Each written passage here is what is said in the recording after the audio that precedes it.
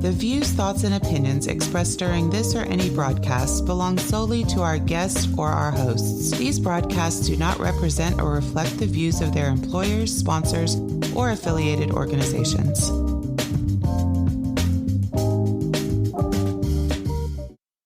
Welcome to the Flipboard EDU podcast with your host, William Jeffrey, where we collaborate, communicate, and educate with the greatest educators in the world on Flipboard. Let's start the show.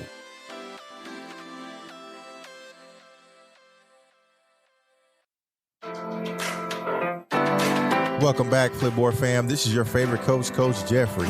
And some of the most successful schools in the COVID-19 era are those that have made it a priority to meet all of their students' needs. These schools recognize that while they may not be able to help reach every student's potential, they can at least ensure that each and every student has the opportunity to succeed. This is additionally achieved by providing teachers with adequate resources, supporting students with disabilities, and ensuring that school policies align with state and federal law.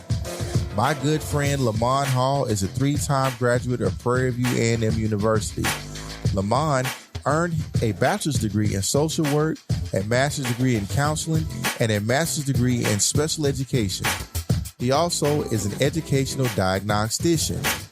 So in this episode, I speak to LaMond Hall about being a self-contained behavioral teacher during COVID-19. We also discuss how children in special ed now have to adjust to a second year of going to school with COVID-19 and how teachers can support their adjustment and structure to this new year. So like we always do at this time, let's collaborate, communicate, and educate with the best educators in the world right here on Flipboard EDU Podcast.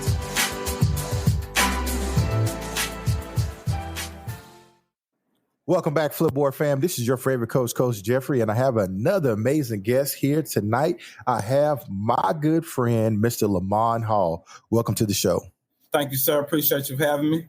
Great. Hey, LaMond, tell our listening audience a little bit about yourself. LaMond Hall. I am a Prairie University graduate, 3-time graduate, actually. I have a master's, 2 masters and a bachelor's from Prairie. My bachelor's is in social work. I have a master's in counseling, a master's in special ed. I'm also a diagnostician. I'm currently a behavior teacher in a local school district. Enjoy working with kids with disabilities, especially those who have disabilities, dealing with behaviors and not understanding those behaviors. I also enjoy helping adults, teachers specifically, learn about those disabilities and also help them deal with them. I also have a mirage of other things I like to do that I'm interested in. I guess we'll probably get into some of those a little bit later. So that's me in a nutshell. Hey, man, there's nothing wrong with having a myriad of things that we all like to enjoy. And hey, man, so I've been knowing you for a long time. I remember you as a freshman at Prairie View. You came in. Let's talk about why did you decide to go to Prairie View A&M University? I see you representing with your sweatshirt. So Coach Jeffrey, little backstory, he decided to take a position down in my hometown, basically. I wanted to be educated with people that look like me. I've been educated. I understood it. I get it. And I enjoyed it, actually. But college, I wanted to see something different. I wanted to experience something different. So I chose Prairie University, HBCU specifically. Prairie was actually my last choice. I did not want to go because everyone from my family attended. So I wanted to be a little different. I had scholarships from other universities, but I chose Prairie View and best choice ever. So that's why I chose Prairie. Yes. And, I'm proud to be a Prairie View graduate myself, man. I think it shaped me, especially to where I am today, to where I am able to be in diverse communities that necessarily don't look like me and still remain educated. So I think it's a testament to the university. Definitely. And it's 150 years that it's been there. So we both learned at Prairie View. We both are educators. And so you specialize in a form of education that is actually needed. And so during the pandemic, what are some of the differences that you saw affecting students with disabilities? So students with disabilities, they really need structure. They really need consistency. And without being in the classroom, that part of education really lacked. Or it was non-existent. In most of my situations, it was non-existent because my students have a hard time dealing with, number one, change. And number two, unstructured environments. And if you're at home all day, that's a pretty much unstructured environment. They can do what they want to do. They really didn't do very well. Some of them who are kind of a little self-motivated, and the ones who have that parental support at home, that strong parental support, they did okay. But for the most part, they really struggled with the whole being at home during the pandemic and trying to learn. It takes a special learner, even with the ones who don't have a disability. Sometimes those kids aren't really motivated about being at home sitting in front of a computer. So you take those kids and then multiply it times like sometimes 10 with students with disabilities, and they don't understand off top.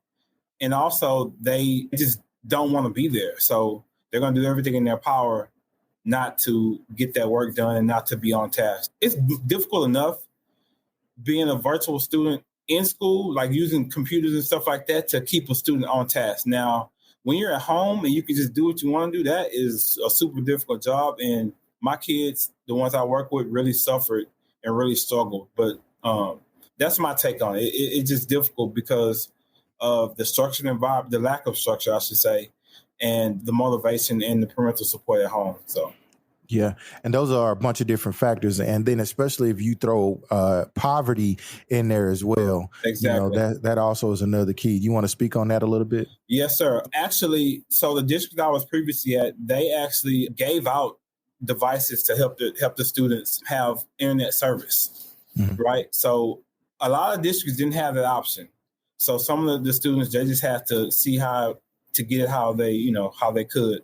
But, and even with that, they still didn't get on. They still didn't do it. But when you have someone who didn't eat the night before or who didn't eat breakfast or who's concerned about the lights being on and things like that, classwork is the last thing that's on their mind. And the parents aren't motivated for that either. So you really lack in that area. So it's basically what is at the moment their best source, what's going to get them by through the day. So, and if opening this Chromebook up or the schoolwork is not going to get it for them usually. So they choose. Yeah.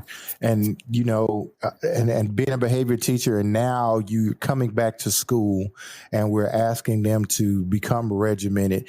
What is that like, getting them reacclimated into the school? So I can't really speak on it per se, but because I'm dealing with a different group of kids, so I don't know their backstory, right? Yeah. But I can just imagine the kids who last year and they didn't want to be there for number one, and they sat out and all these other issues and things that came in, that it's a difficult task. It's difficult enough getting them motivated to do daily work, right? Mm-hmm. So it's even more difficult to get them to do daily work when they haven't done daily work for a year and a half, basically. So, but they're also, now this is still the beginning of school. So it's, it's that honeymoon phase. Everybody's excited.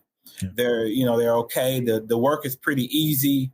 It's nothing too strenuous for them right now, but I'm just anxious to see once we start getting into meat of the work, the assignments, how they're going to respond and react. But I haven't had too much difficulty now. Of course, my classroom is structured a lot different from many of your listeners probably, but they really don't have choices, in my room, like either do this or do this. It's two choices, and the latter is not what you really want. So most of the time they'll go ahead and fold to what I'm asking them to do, but getting them back acclimated to their regular classroom regimen is a difficult task. But like I said, right now, they're okay with it because it's something new to them. They want to be there at this point because they were so tired of being at home. Mm-hmm. They have other kids and other people to be around. So actually it's going okay. I can say it's going okay right now. But like I said, we're still in that little honeymoon phase. So it could change at any moment, especially with the kids I deal with. And your kids, you have that population of students who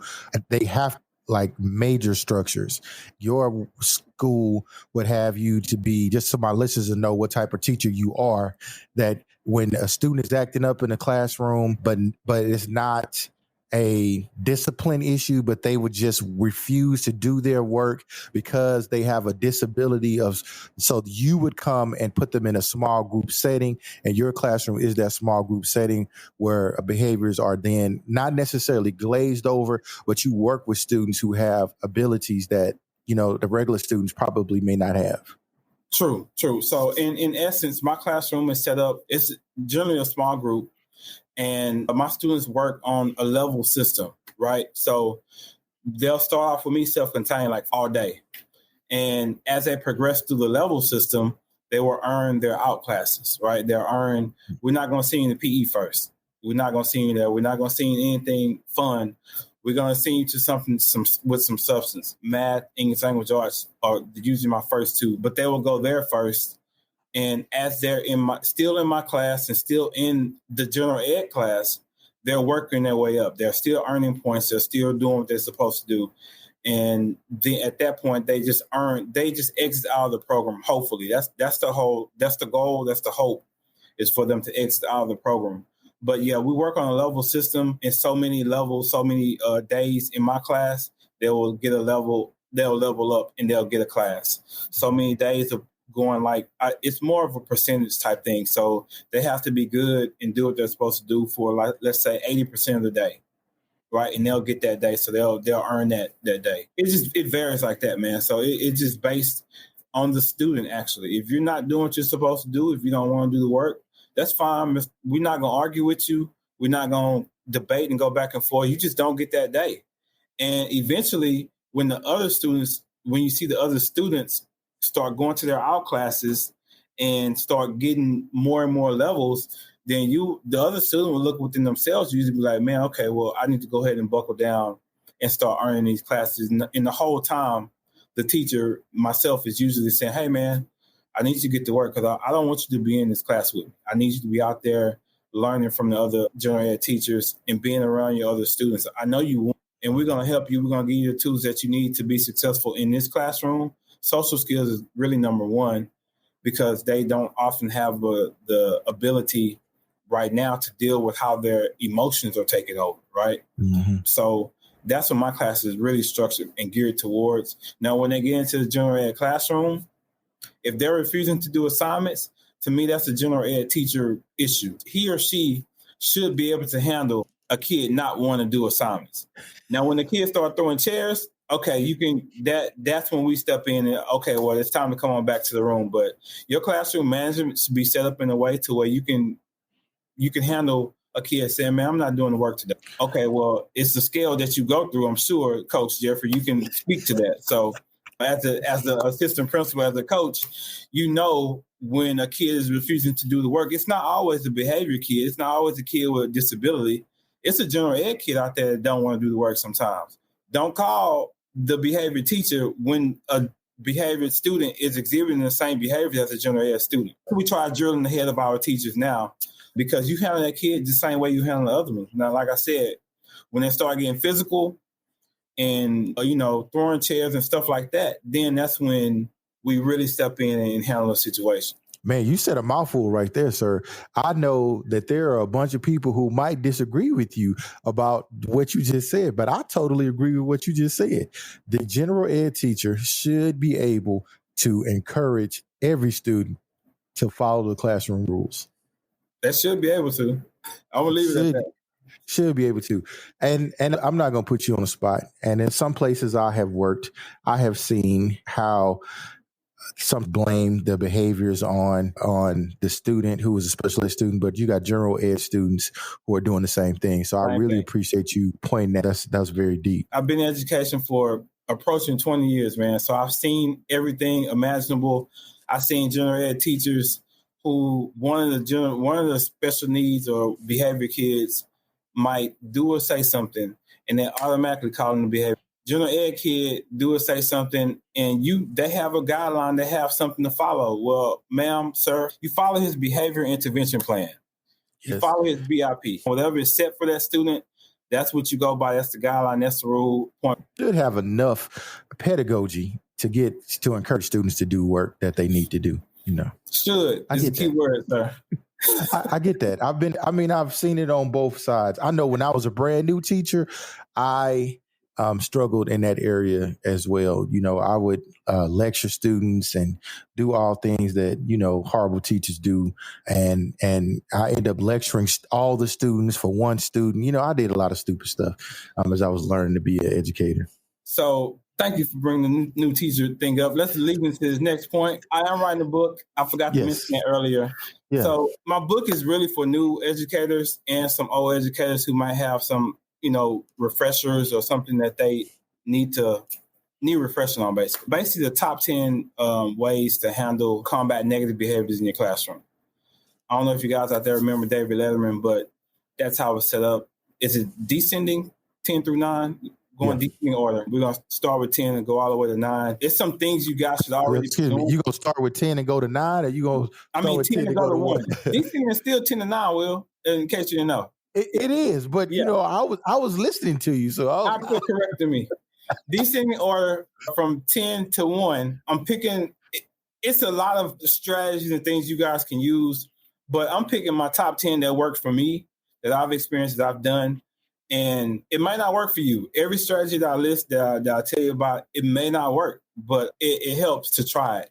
If you're dealing with a student in your classroom, you hitting your head against this brick wall and it's testing time and he's interrupting or she's interrupting your instruction, why not try something that you haven't tried before to hopefully get that student to calm them down while you can teach your lessons. So they're super easy, super basic. It's going to be a real easy read for the first year teachers, second year teachers, because like you were saying, I've experienced, man, when my first year teaching, you're a teacher. Period. Here's your classroom. This is what you do. Go ahead. No one told me about classroom management. No one told me about how to deal with these kids when they start doing crazy stuff in your class. You just learn that as you go on. And sometimes we handle it the wrong way. And I'm just trying to help somebody not give them a tool to use, basically, to not handle it the wrong way. Because like I said, I've talked to several people and I've been in several classrooms to where I'm looking around like, dang, these new teachers, they don't have any guidelines as to how you manage your classroom. And it's all about management. Your classroom should run without you even being there usually. So that's what my book is about. The top 10 ways to combat negative student behaviors. And if you can kind of manage the behaviors, your lessons and everything else that you're trying to get across, they'll go seam. But it's usually the behaviors that people have a problem dealing with. So thank you for bringing it up, sir, about the first year teacher. So, hey, no problem at all, because I definitely want that book. But at what point in your career did you realize that you finally understood that it was you managing behaviors and not the behaviors of the kids? Recently, actually. I think I forgot what training it was, but a light bulb went off. I was like, okay, well, this is what it is. And from that point on, I was like, even doing more research with the book and things like that, just listening and talking to people, you still learn things every day. You still learn what people go through. But from my point, it was recently. I was thrown into a situation when I first started teaching, man. Generic special education, they've probably done away with it at this point, but generic special ed was like a safety net. It was like that crack that people often talk about between life skills and resource. So you catch all those kids right there who are not high enough for life skills, but not low enough for resource. So you catch those kids, and I had some in there. Like I would be okay with sending some of my kids to the grocery store and having them bring me back my correct change. But to sit down and take a test, I knew they would fail every single time. Right. Mm-hmm. So it's just some of those things like that. The kids I had in my classroom, it was just like a mirage of kids that they just couldn't function in a regular classroom. Mm-hmm. So that was that piece that was missing for them, and they were successful with it. I wish they would bring something like that back, because every kid is not going to be able to sit in the classroom, sit and get. Every kid is not that kid, especially the ones with disabilities. They have a different path that they're going to take, and I think we should really look at the path that these kids might be taking in the future, because sit and get is not for everybody. So that's just my personal opinion. We need to have a little disclaimer down here, sir. Like, the opinions and views. Oh, sir, it's on. When you listen to the podcast, it will state that the very first thing you hear is that. Okay, trust me. Yeah, these are your own opinions, and they do not reflect the views of your employer. They sure do not. And nobody needs to know where you're employed, sir. You're an educator with experiences, and that's anybody can talk about their experiences. Very true. Very true. So yeah, that's just it, man. Like when you're in education for so long, you see so much. And like my thing was the new teachers coming in, they don't have that structure yet. Yeah. Not when I was growing up. Like I understand the kids are different. I understand that it's a totally different environment that you're dealing with, but that doesn't mean your classroom cannot be structured like Miss Barrett, my first grade teacher.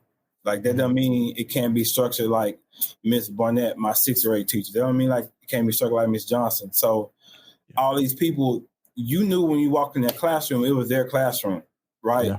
And admin didn't have to come down and talk to the class about, getting in trouble or doing. We never seen administration. I never knew who the principal was until assembly or something.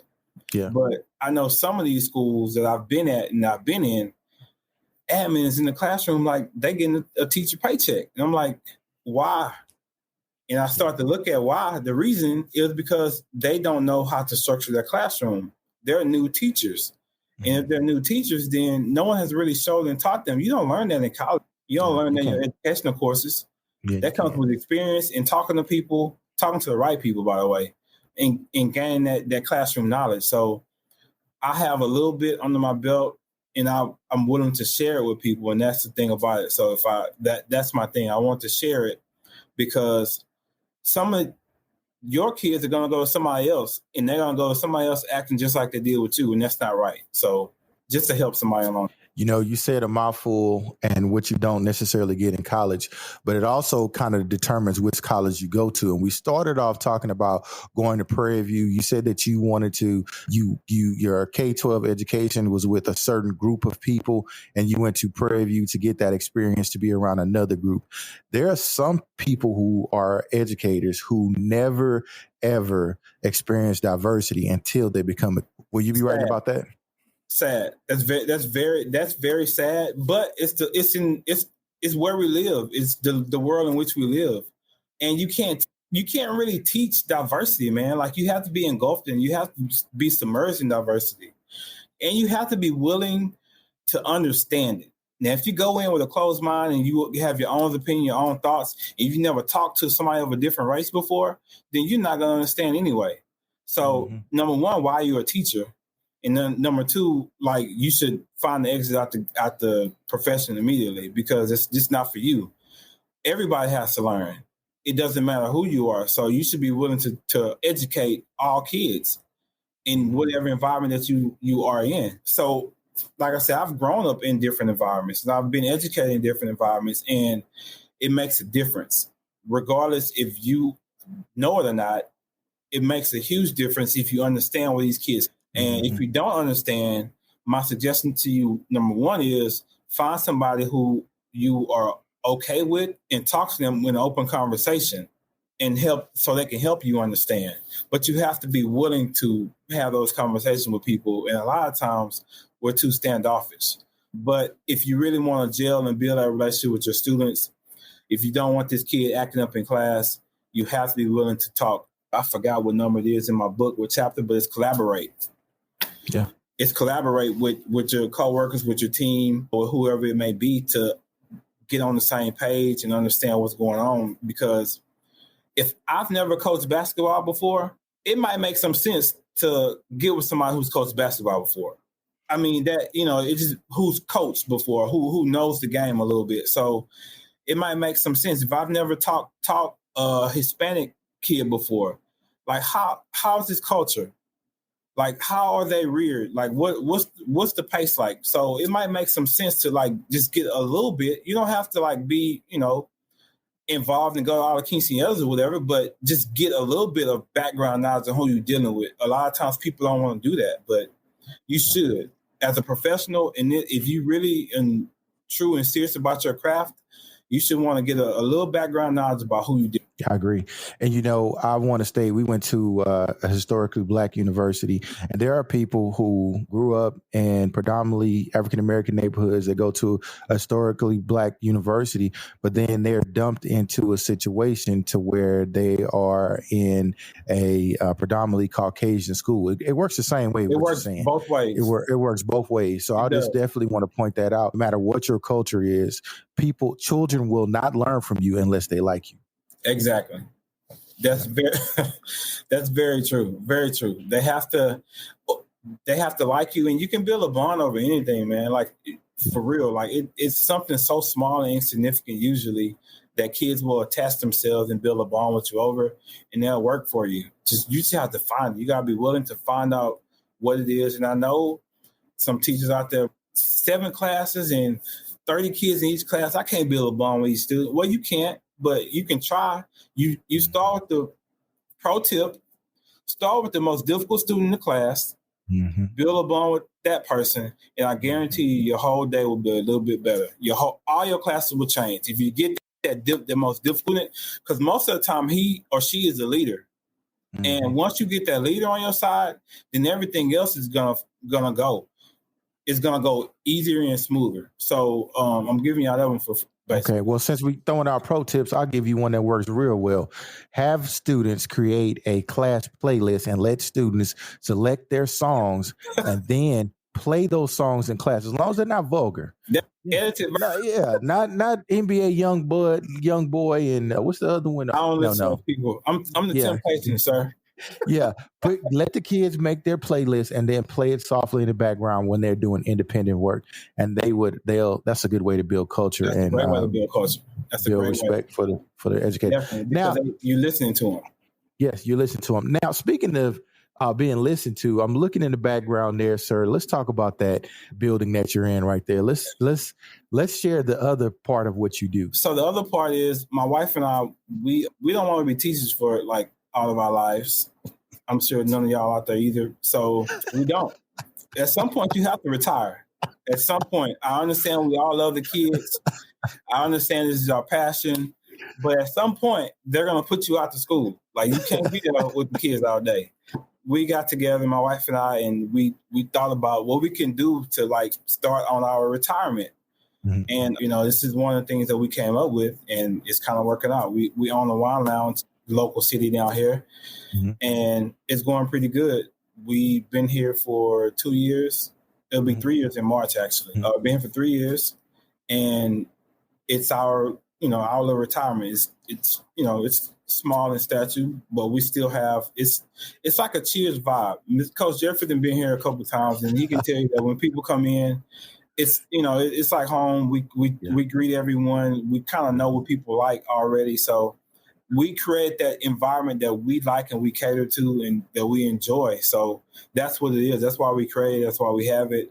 Everything in here that we've done ourselves for the most part, the vibes we created ourselves, from going to different places, experiencing those places, and be like, okay, we like that. Okay, well, we like that. We like the walls in here. We brought all that back together here, and we created Cork Wine Lounge is the name of it. And like I said, we've been here, be 3 years in March. This is our retirement. This is one of our retirements, basically. Mm-hmm. So, like I said, we both enjoy teaching, but we understand. I've been in for longer than she has, and I understood mm-hmm. that, you know what, it's not going to be forever. So definitely need a plan B. Right. And C and D. And you're right. You're right. So, especially when you're going from 10 to 9, you can't forget that. Definitely. We started this little business, man, and it's been going pretty good. We mostly educators come and hang out with us. We complain about administration.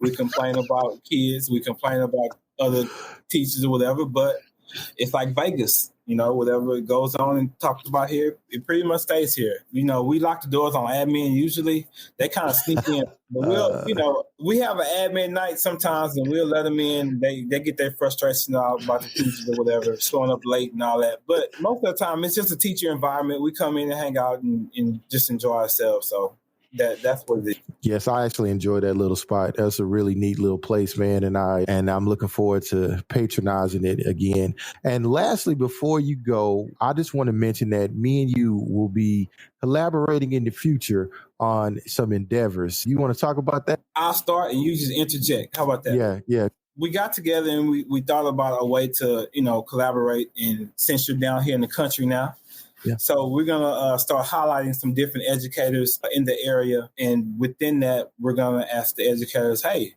what's on your playlist? What do you listen to in the morning when you're going to work? What do you listen to throughout the day?" Because I have my station up throughout the day, playing in the room. My kids enjoy it. It keeps them entertained. It keeps them engaged, and they'll, that's just for my class. So we talk about music a lot. And that's one of the things that gets people engaged. It gets them in it builds what's the word I'm looking for? Camaraderie with your students and the class. So that's the thing we're trying to build also. So we're going to interview and talk to different educators in the area. We're going to highlight them and basically talk about, what they like about education, and also get their playlists together. And one of the things we're going to do with that is we're going to have an education night, and we're going to highlight that specific person. They're going to invite their friends and family here to Cork, and we're going to play their playlist, and also we're going to play their interview with Coach Jeffrey. So we're going to be doing that in the near future.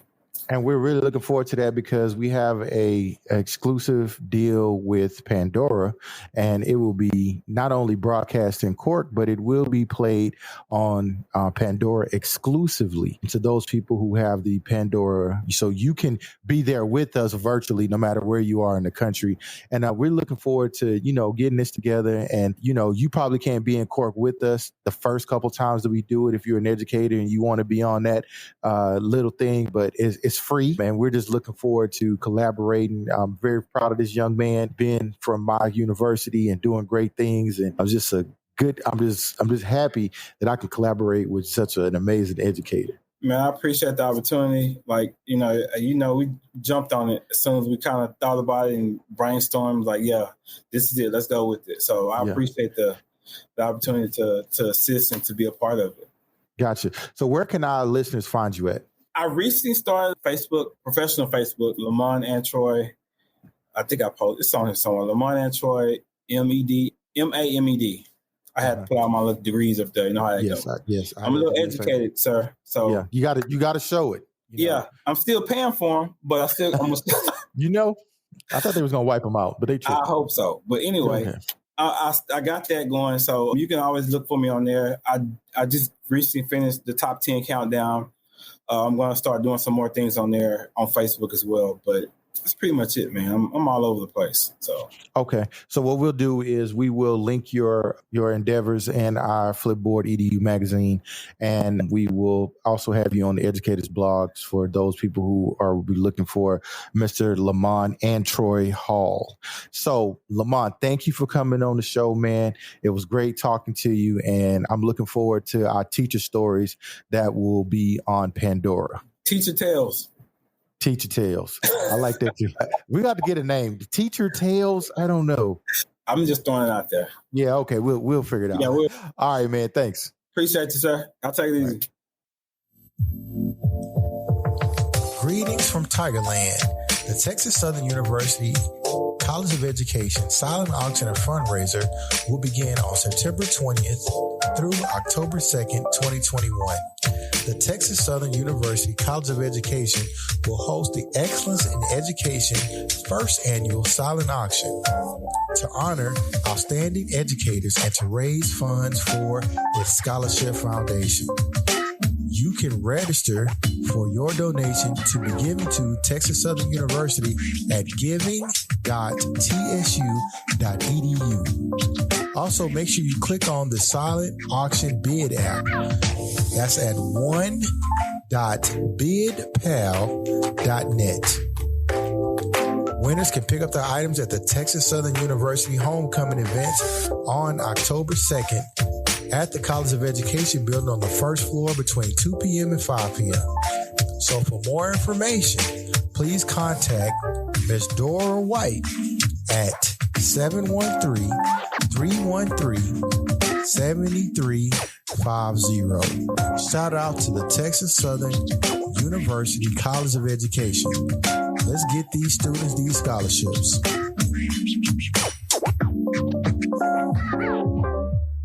Welcome to Flip Tips. Today's Flip Tip is how to get started with Flipboard. Very simple. I want to thank Jeanette Spire and Terry Porter for coming up with our Flip Tips for today. The first thing you want to do is download the app for your Android or iOS device. Second thing you want to do is you want to create an account. Make sure you add a picture and complete your bio. Third thing you want to do is you want to follow topics. There are at least 34,000 topics that you can follow. Next thing you want to do is build your magazine. Navigate to the bottom of your profile icon and then select the collection options. Give your magazine a title and you've built your first magazine.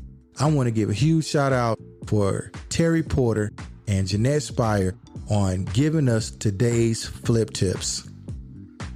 Are you looking to detox and or boost your immune system? Well, look no further. Do we have the 411 for you? That's right, 411 Immunity. Products are all natural and from the earth, geared to provide healthier options to boost your immune system, detox your body, skin, and generate amazing energy. Order your tea, skincare, or CMOS today at 411immunity.com. That's 411 IMMUNI-TEA.com.